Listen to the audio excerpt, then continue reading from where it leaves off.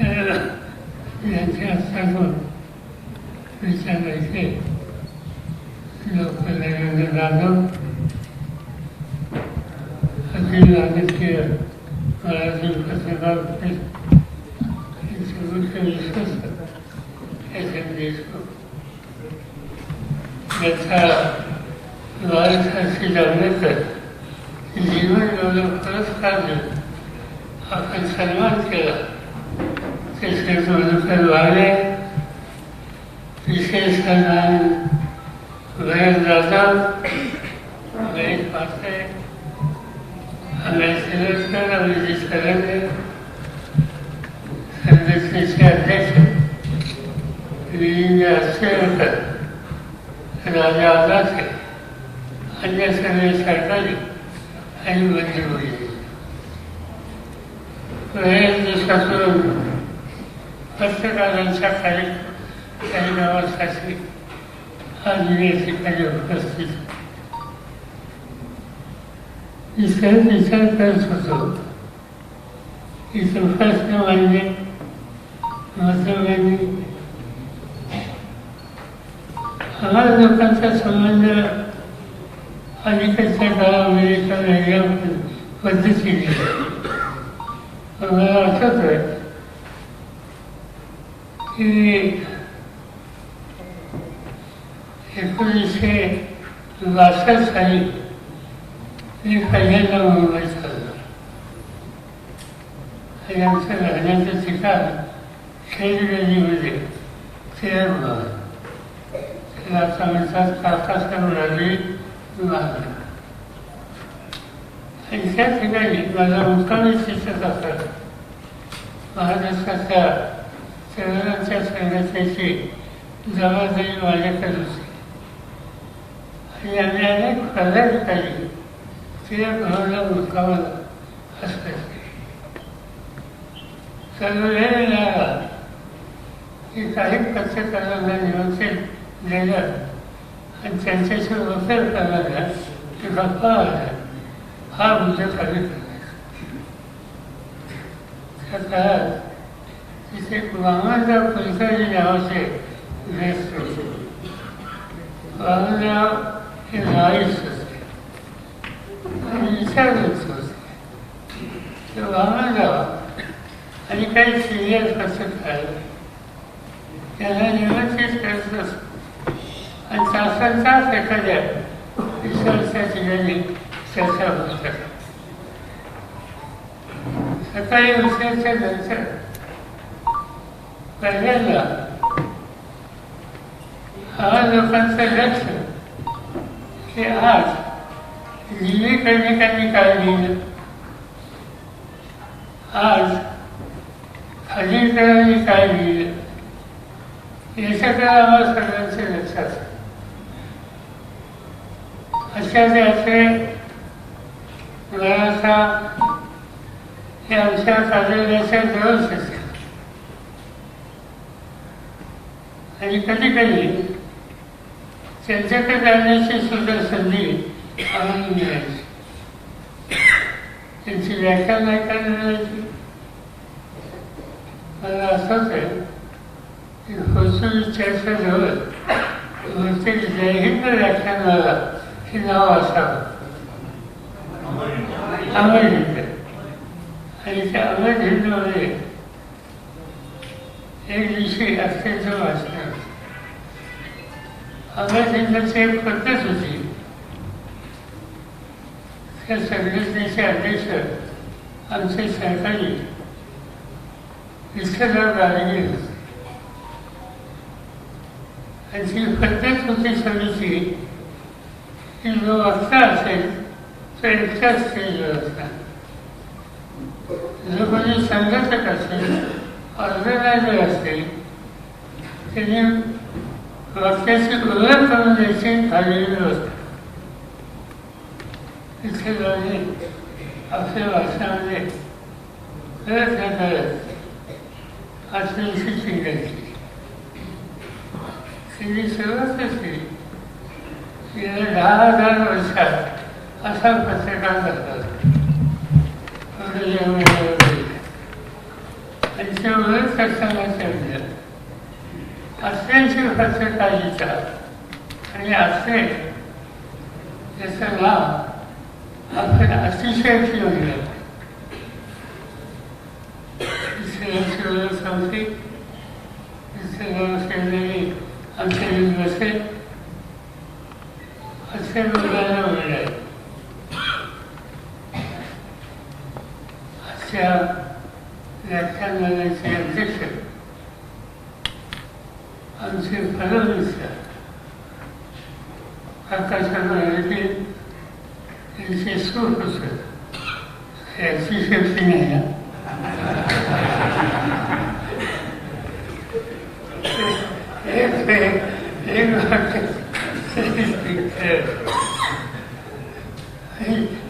सविता हा सगळा चेहरा होता. या सगळ्या कालखंडामध्ये अनेक लोकांनी एक मॅगझिन सुरू केलं आणि ते सुरू केल्याच्या नंतर आमच्या त्यावेळेला माहिती होती बाळासाहेब ठाकरेंची शशिशेखर रेडक नावाचे ग्रस्त होते. इंग्लंडमध्ये लेबर पार्टीचं काम करायचं आणि नंतर लंडन सोडून ते इथं आले. बाळासाहेब ठाकरे मी शशिशेखर रेडक आणि महाप्रभू देसाई नावाचे ग्रस्त होते. आमच्या चौघांची नेहमी बैठक असायची आणि हे दिवसाने चौघांनी ठरवलं की आपण काहीतरी पसत सुरू करू, मॅगझिन सुरू करू. तर 5,000 रुपये आम्ही चौघांनी घातले आणि एक मॅगझिन सुरू केलं. आमच्या चर्चा राजकीय निर्णय आले असते त्यावेळेस त्यांनी सांगितलं की काही मॅगझिनची कॉपी ही झाली होती. सुरुवातीला काही राज्याची माहिती, काही पक्षांची माहिती, काही देशांची माहिती असं त्याचं स्वरूप असं होतं. ठीक आहे, आम्हाला सांगितलं कुणीतरी कोणाचा जे सल्ला घ्यावा. महाराष्ट्रांच्या घरामध्ये त्यांच्या मुलींनी होत्या. त्या मुलींचं वैशिष्ट्य होतं असं म्हणे की त्यांना उद्याचं सांगायचं. कुणीतरी सांगितलं की तुम्ही मॅगझिन करताय, आमच्या मॅगझिनचं नाव राजनीती असावं लागतं. तर माझ्या काही राजनीती हा चालला पाहिजे तर काय करायचं. महाराष्ट्राच्या घरातली व्यक्ती होती ज्यांना उद्याचं सांगायचं असं सांगितलं. त्यांनी ती बघितली आमची कॉपी सांगितली की सिद्धिविनायकाला जाऊन पहिली कॉपी द्या. कशाच्या वाचतेचा वाचनामध्ये स्वाल कॉपी बघायला मिळणार नाही. आणि सपोज सिद्धिविनायकाला गेलो. सिद्धिविनायकाला लहान होतं असतं आणि तिथे आम्ही कॉपी घालतो आणि परत आल्याच्या नंतर दुसऱ्या दिवसापासून ती कॉपी आम्हाला आजपर्यंत दिसली. या क्षेत्रामध्ये आपण साधी खरोखर गेलं या निष्कर्षाचे आले. त्याच्या आधीचा एक माझा अनुभव आहे. 1958 साली मी पुण्याला शिकायला आलो आणि सकाळमध्ये घ्यायला पाहिजे. विद्यार्थी पत्रकारांना तिथे संधी आहे आणि असं केलं. आणि बोलत नानासाहेब कळवकर होते आणि कर्नल शास्त्री म्हणून त्यांचे एक संकल्प होते. आमची मुलाखत घेतली आणि सांगितलं की ठीक आहे, तुम्ही काही करू इच्छिता तुम्ही करू इच्छिता. आम्ही सांगेल तिथं जायचं. तिथेचं शैक्षणिक क्षेत्रावर त्याला विद्यार्थी होतो आणि त्याच्या संबंधीचं तुमचं त्रिफल हे घेऊन यायचं. आणि एक दिवस झाला, 10 दिवस झाले, महिन्यात बऱ्याच गोष्टीचं त्रिफल आम्ही द्यायचो. बहुतेक त्याचा स्वीकार व्हायचा नाही. एक दिवशी नानासाहेब फडणवीसांचा स्वभाव 20 विषय काढला. तेव्हा आपल्याला सकाळमध्ये वाचा सुरू द्यायचा. वाचा काय करणाऱ्याला उन्हाळूच होता आणि त्या उसाला लावण्याचा खवपाड ही वाचते. नदीला अतिवृष्टी झाली, नदीला पूर आला आणि कलिंगडाची लागवड केलेली कलिंगड वाहून गेली. असे ही वाचते. आणि ही खरं त्याच्यानुसार त्या अशा वाचता पण असतं. ते सांगितलं अशा वाचता जवळला ज्यांची कलिंगड वाहून गेली त्या गावचे लोक अवसर बसवून अवसर नुकसान झालं याची नोंद फक्त यांनी घेतली ह्याची चर्चा करतात.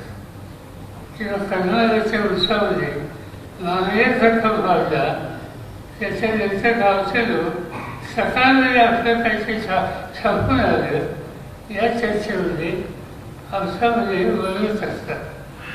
आणि त्यामुळे साधारणतः या वार्ता शिल्लक असल्या तर त्या स्थानिक लोकांच्या दृष्टीनं महत्त्वाच्या असतात आणि त्याची नोंद आपण घेतली पाहिजे हे त्यांनी आम्हाला लोकांना सांगितलं. आणि काही फार दृष्टीचे लोक काही नाही.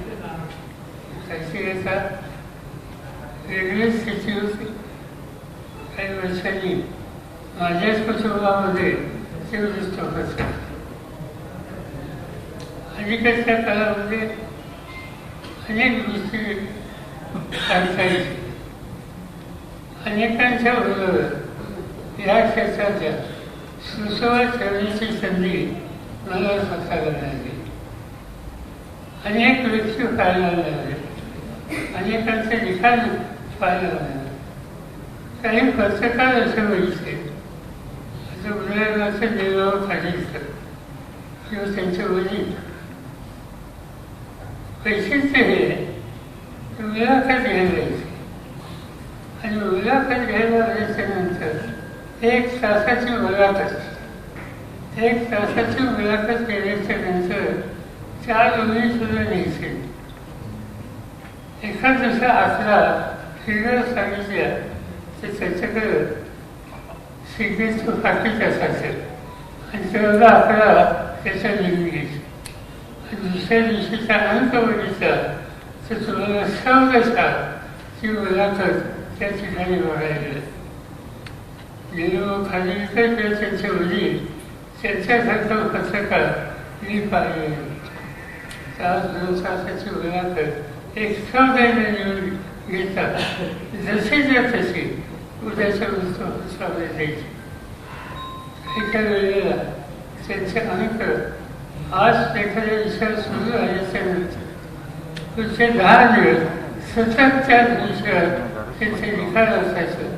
आणि विशेषतः गिरणगाव आणि या सगळ्या भागामध्ये त्याला प्रचंड हे वाचन असते.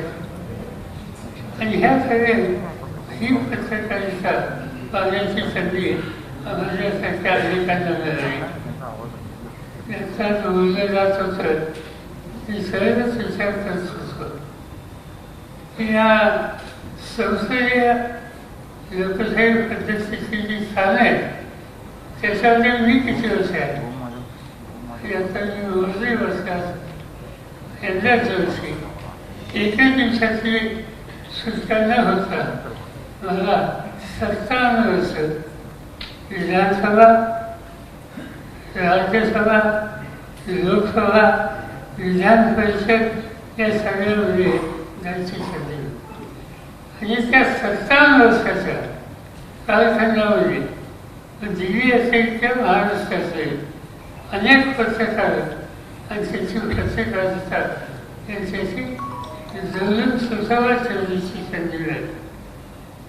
आज मला तुझी काळजी वाटते, कारण दोन गोष्टी आणीबाणी ज्यावेळी झाली त्यावेळेला रामनाथ गोविंदराजे यांच्या अतिशय घनिष्ठ संबंध असायचे आणि लोक अस्वस्थ होतो.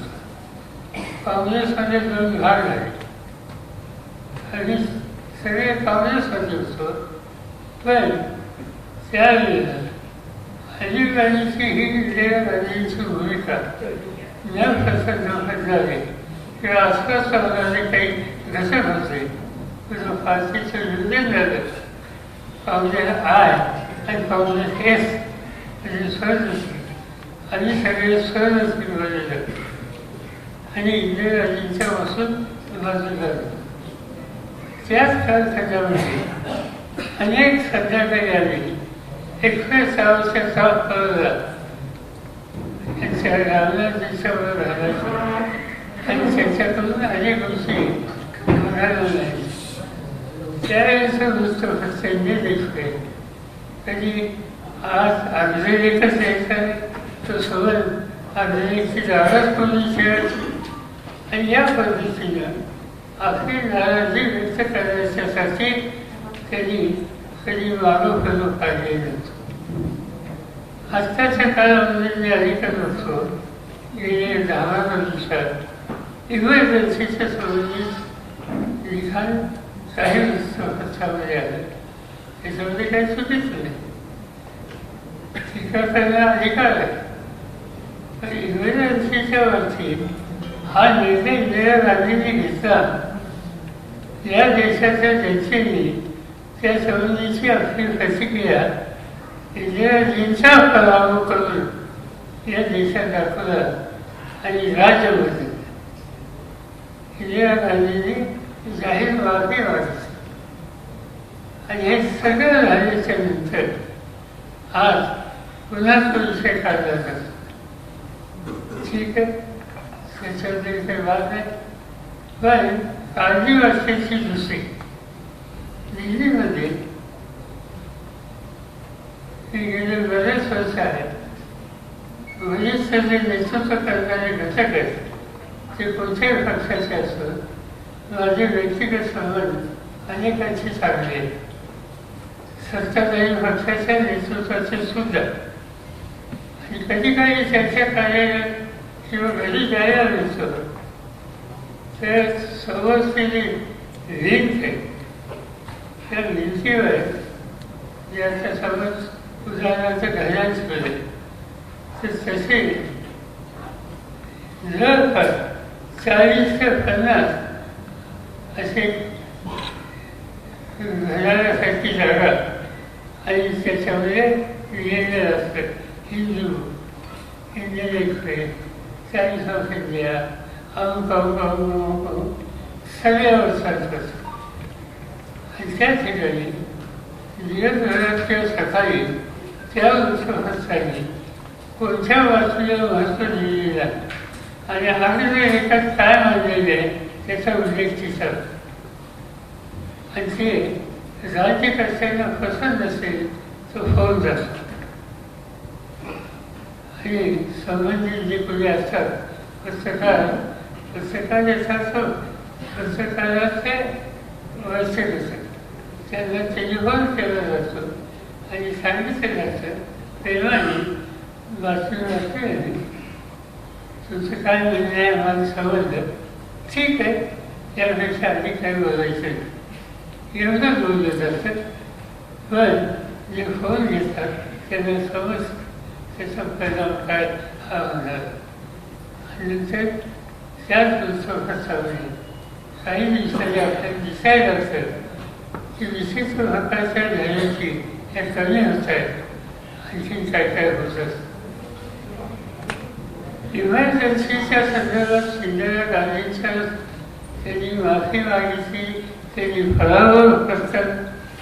नंतर त्यांच्यातच राज्य आलं, त्यांचं राज्य सुद्धा 2 वर्ष असात गेलं. याचा अर्थ जनतेनं ही माफी मान्य करून पुन्हा एकदा त्यांना संधी दिली हे असताना सुद्धा आज जे घटक वृत्त फसवले शासनाच्या विरुद्ध काही वृत्त दिलं म्हणून तिथं संपर्क साधण्याची भूमिका घेत असली तर इंदिरा गांधींचा टीका करण्याचा अधिकार तितकंच नैतिकदृष्ट्या आहे याचा विचार हा नक्की करावा लागतो. आज तुम्ही सत्कार केला अनेकांचं लिखाण आम्ही वाचत असतो. अनेकांचं लिखाण केलेलं नंतर त्यांचं वृत्त हे बघत असतो आणि आनंद एका गोष्टीचा आहे की त्यांचा सन्मान केला. जगाच्या प्रत्येक व्यक्तीने कधी रोज चरखे भांडण्याचं धरून कधी स्वीकारलं असा आम्हाला दिसत. मधुकर वाळे गेले अनेक वर्ष या क्षेत्रात आहेत. त्यांनी आम्हाला लोकांच्या काही काळात प्रेरणा केलं. त्याची देखील किती तीव्र आहे ही आम्ही बघितली त्याच्यासाठी. आणि जे चुकीचा ग्रस्त आहे त्याच्यासंबंधी स्वच्छ भागानं भूमिका मंडळाला त्यांनी कधीच उत्साही केलेली. गेली अनेक वर्ष ते या क्षेत्रामध्ये आहे. जे महाराष्ट्राचे महत्त्वाचे इश्यूज आहेत ते सातत्यानं मांडण्याचा प्रयत्न करतात. संत नायकांचा कालखंड कसं, यशवंतराव चव्हाणांचा कालखंड कसं, या गोष्टी अतिशय उत्तम रीतीने मध्यंतरी याच प्रश्नावर काही वेगळी चर्चा झाल्याच्या नंतर एक दिवशी ते निर्णय घेतला की महाराष्ट्रामध्ये तालुका पातळीवर जाऊन त्या विषयाची भाषणं द्यायची. संघर्षापासून त्यांनी घेतल्या आणि गेल्या 50 वर्षामध्ये महाराष्ट्राचं समाजकारण राजकारण काय होतं आणि आज आपण कसं चाललेलं या प्रकारचे विचार ठिकठिकाणी केले. आज हा जो वेळ तुमच्यातला हा माझ्या दृष्टीनं या देशाच्या लोकशाहीचा ठेवा हा ठेवा दाखवला पाहिजे. चुकीचं कोणी लिहित असेल तर त्याच्या संबंधी तुम्ही काही बोलू शकता, पण स्वच्छ स्पष्ट विचार मांडण्याचा अधिकार हा कधी कोणी घालू शकत नाही ही स्थिती निर्माण करावी लागेल. आणि ते अशक्य नाही की अजूनही आपण करू शकतो. आणि अनेक वृत्तपत्र आहेत त्या वृत्तपत्रातून असे जे प्रश्न आले लोकशाहीच्या मूलभूत अधिकारावर संकट येणार नाही तर त्यासंबंधी आपली लेखी ही स्पष्ट करणारं लिहिणारे काही सरकारी आपल्याला बघायला मिळतं. आणि अतिशय आनंदाची समाधानाची गोष्ट सगळ्या तुमच्या संघटनेने आपण सगळ्यांना या ठिकाणी बोलवलं. याच्यामध्ये येण्याचं मुख्य कारण हेच होतं की नवे या क्षेत्राचे जे सरकार आहेत त्यांची साधारण भूमिका भावना काय आणि कुठल्या प्रवृत्तीला तुमच्या संघटना प्रोत्साहित करतायत हे त्यांनी त्यांना वाढवण्याची संधी मला विनंती आहे तिला की कटाक्षाने आलं. मला आनंद आहे की त्यांची तुम्ही निवड केली. त्या निवडीचे सगळे घटक आज ज्या गोष्टीची आवश्यकता आहे त्याची नोंद घेऊन आपली लेखणी ते आपलं काम करण्याचा प्रामाणिकपणाला प्रयत्न करतात. अशांची तुम्ही निवड केली त्यामध्ये तुमचं निवड करणाऱ्यांचं आणि निवड ज्याची झाली त्याचं मनपूर्वक अभिनंदन करतो. माझे 2 शब्द सोडतो. एबीपी माझा, उघडा डोळे बघा नीट.